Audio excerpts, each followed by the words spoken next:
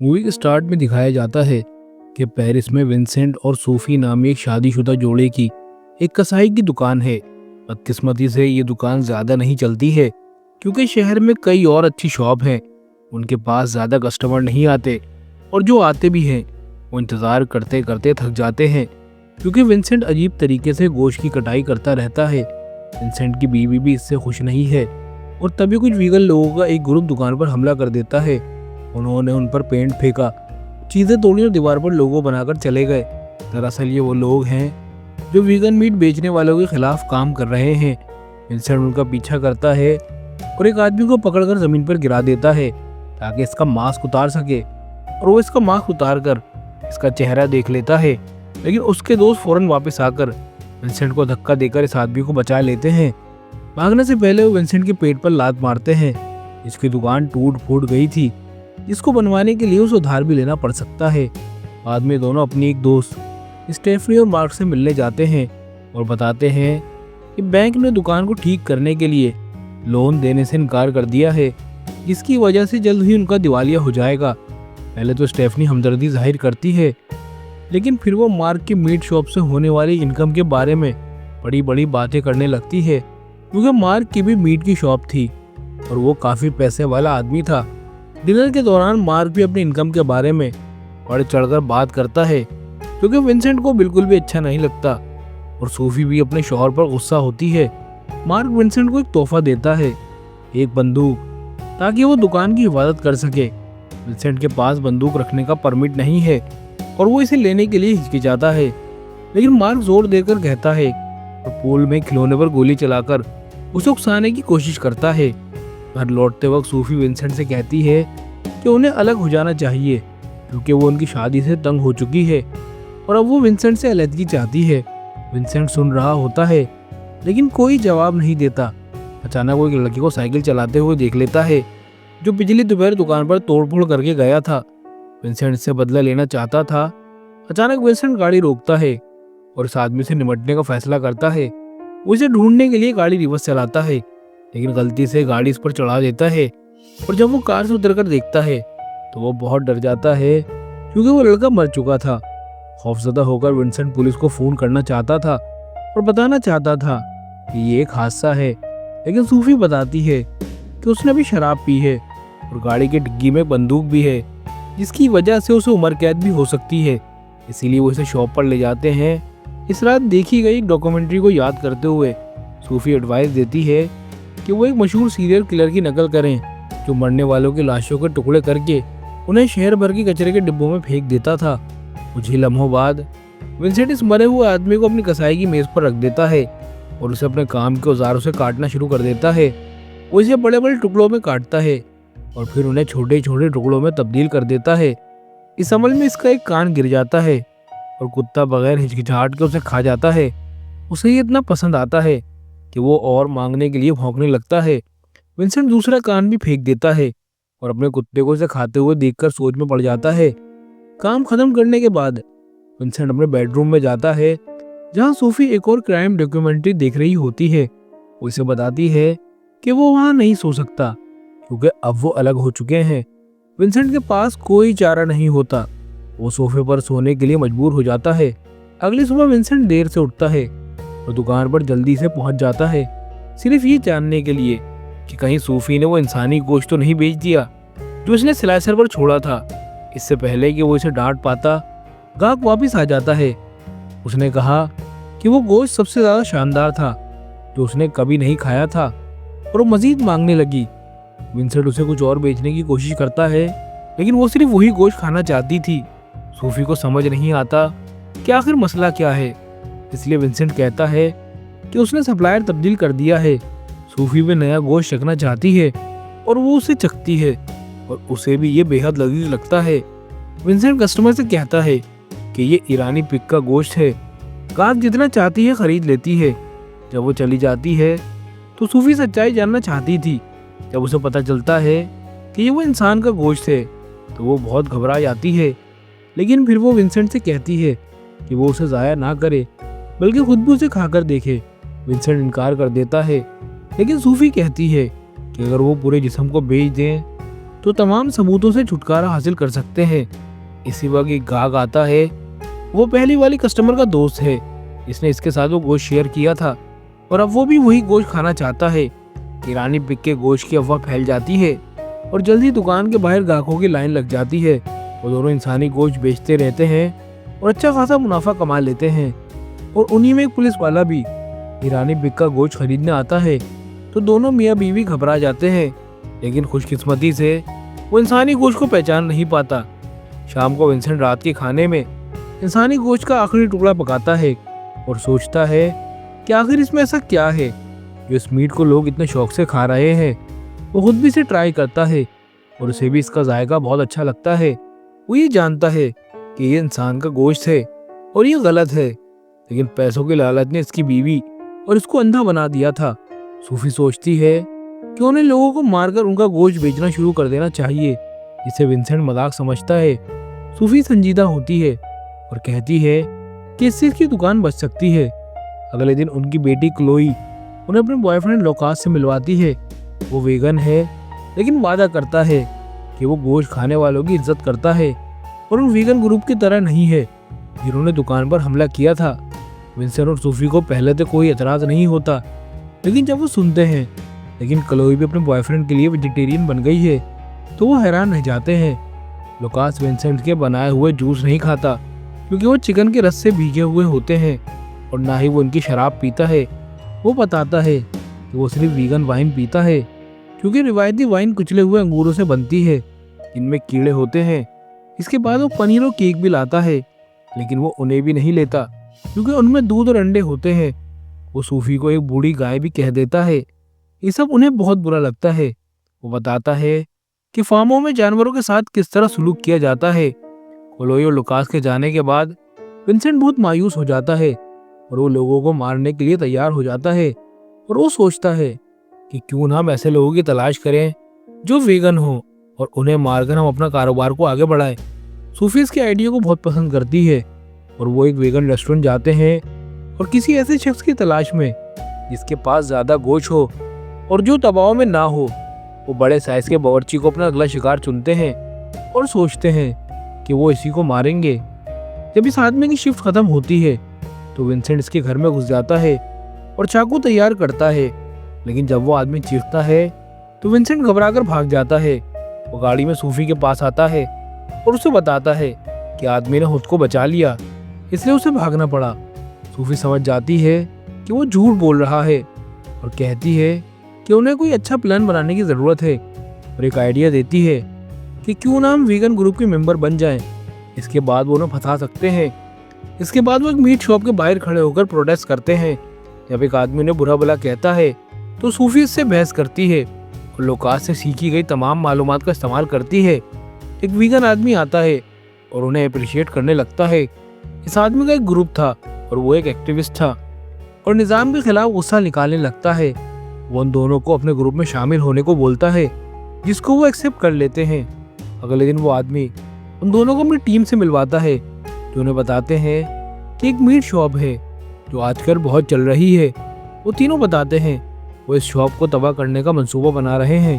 सफ़र के दौरान उन्हें मार्क्स दिए जाते हैं। एक मेंबर को लगता है कि उसने विंसेंट को कहीं देखा है। दोनों मियाँ बीवी उसे बहकाने के लिए कहते हैं कि वो फ्रूट सेलर हैं। जब वो गोश्त की शॉप पर पहुंचते हैं तो सोफी हैरान रह जाती है क्योंकि ये मार्क की शॉप थी, इसलिए वो बाहर खड़े होकर पहरा देने का बहाना करती है। मगर विंसेंट चला जाता है क्योंकि विंसेंट को मार्क पर वैसे भी बहुत गुस्सा था। विंसेंट इन तीनों के साथ शामिल हो जाता है और जगह को तबाह करने, आग लगाने और यहाँ तक कि मार्क की तस्वीरों में पेशाब करने में मजा लेता है। बाद में सूफी और विंसेंट एक रेस्टोरेंट में जाते हैं जहाँ सूफी इसे दोस्तों के साथ धोखा करने पर बुरा भला कहती है। विंसेंट को लगता है कि मार्क जैसे बड़े चेन स्टोर्स वेगन लोगों से ज्यादा छोटे कारोबार को नुकसान पहुंचा रहे हैं। वो स्टेक ऑर्डर करते हैं, लेकिन उसे खाने का दिल नहीं करता क्योंकि ये इतना मजेदार नहीं है जितना कि इंसानों का गोश्त। विंसेंट दोबारा कत्ल करने से इनकार कर देता है और सूफी से बुज़दिल कहकर चढ़ाने लगती है और कहती है कि वो सिर्फ इस पर भरोसा करता है, जब चीज़ें मुश्किल हो जाती हैं तो भाग जाता है। इसकी बातें विंसेंट को गुस्सा दिलाती हैं कि वो इसे मारने के लिए कांटा उठाता है, लेकिन वो खुद को रोक लेता है और बताता है कि अब सब कुछ खत्म हो चुका है। उन दोनों की लड़ाई होती है और विंसेंट वहाँ से चला जाता है। इसके बाद वहाँ पर एक वेटर आता है जो सोफी को अकेले देखकर लाइन मारता है। वो भी इसका जवाब देती है, जिससे उनके दरमियान काफ़ी बातें होती हैं जो कि धीरे धीरे काफ़ी आगे बढ़ जाती हैं। फिर वो वेटर सोफी को किस करता है, जिससे वो इसकी ज़बान काट लेती है, जिससे वो गुस्से में आ जाता है और सूफी कहती है कि तुम मेरे घर चल सकते हो, वहाँ मैं दवाई लगा दूंगी। और वो आदमी मान जाता है। लेकिन जब विंसेंट ये सब देखता है तो बहुत गुस्सा करता है कि हमारी लड़ाई क्या हो गई, तुम एक लड़के को अपने घर ले आई हो। अपनी बीवी पर बहुत चिल्लाता है कि तुम ऐसा कैसे कर सकती हो। तो वो कहती है कि ये हमारे लिए एक मीट का टुकड़ा है, हम उसे मारकर इसके मीट को बेच सकते हैं क्योंकि ये एक वेगन है। फिर वो मान जाता है और कहता है कि तुम इसे बिजी करो, मैं आकर इसका काम 35 करता हूँ। लेकिन बहुत देर हो जाने पर विंसेंट नहीं आता और वो बताता है कि वो किसी भी इंसान की जान नहीं ले सकता है। उस समय सूफी इस वेटर के पास चली आती है और जब विंसेंट जाकर देखता है तो पता चलता है कि वो दोनों इंटीमेट होने वाले हैं। ये सब देखकर वो गुस्से से पागल हो जाता है और वो वेटर को मारने लगता है। वो इतना मारता है कि जब तक वो मर नहीं जाता। इसी वक्त उनकी बेटी क्लोई घर आ जाती है, इसलिए विंसेंट मछली घर के पानी से अपना चेहरा धोता है और सोफी वेटर के कपड़े और लाश को सोफी के पीछे छुपा देती है। क्लोई परेशान है क्योंकि लोकास ने उससे ब्रेकअप कर लिया है, क्योंकि उसे ऐसा लगता है कि वो चुपके से गोश्त खाती है क्योंकि वो एक कसाई की बेटी है और उनके खून में गोश्त की मोहब्बत होती है। वो आज रात अपने वालिदैन के साथ रहना चाहती है और दुकान के गोश्त से बना डिनर खाना चाहती है, जिससे वो दोनों घबरा जाते हैं। वो इसे लोकास के पास वापस जाने और इसे दूसरा मौका देने के लिए कहते हैं क्योंकि वो एक अच्छा लड़का है। क्लोई के जाने के बाद वो दोनों लिविंग रूम में खून साफ करते हैं, लाश को काटने लगते हैं। जब वो एक साथ काम करते हैं तो उन्हें लगता है कि उनका रिश्ता फिर से मजबूत हो रहा है। वो वेटर की बाइक को दरिया में फेंक देते हैं और बाद में सोफे पर एक साथ सो जाते हैं। अगली सुबह वो दोनों मार्क की शॉप पर जाते हैं क्योंकि उन्हें अपनी तबाहशुदा दुकान मिली है। सोफी को पहले तो बुरा लगता है, लेकिन जब स्टेफनी विंसेंट की दुकान का मजाक उड़ाती है तो इसका दिल बदल जाता है। ऑफिसर एनाक बताता है कि ये वही एक्टिविस्ट थे जिन्होंने विंसेंट की दुकान पर हमला किया था और यहाँ तक कि उन्हें फुटेज भी दिखाता है। स्टेफनी और मार्क गवर्नमेंट से पैसों को मुतालबा करते हैं, जबकि एनाक निजी तौर पर सोफी और विंसेंट से मज़ेदार ईरानी पोक मांगता है क्योंकि ये वही ऑफिसर है जो उनकी शॉप से मीट खरीदता है। इस दोपहर दुकान के बाहर ईरानी पोर्क खरीदने के लिए एक लंबी कतार लगी होती है और पूरी लाश कुछ ही घंटों में बिक जाती है। सोफी वादा करती है कि कल उनके पास और भी ज़्यादा गोश्त होगा, इसलिए शाम को वीगन रेस्टोरेंट के शेफ को अगवा कर लेते हैं और हिचकिचाहट के बाद बाथ टब में उसे मार देते हैं। दिन गुजरते जाते हैं और वो दोनों मुख्तलिफ तरीकों से वीगन्स लोगों को मारते रहते हैं। विंसेंट की हिचकिचाहट ख़त्म हो जाती है और वो शिकार का मज़ा लेने लगता है। हर रोज़ उनके पास मज़ीद ग्राहक आते हैं और दुकान पर कतारें बहुत लंबी हो जाती हैं। वो दोनों एक साथ काम करते हुए करीब आ जाते हैं और लोगों को मारना उनके लिए इतना मामूल बन जाता है कि वो कत्ल करते वक्त आपस में मजाक भी करते हैं।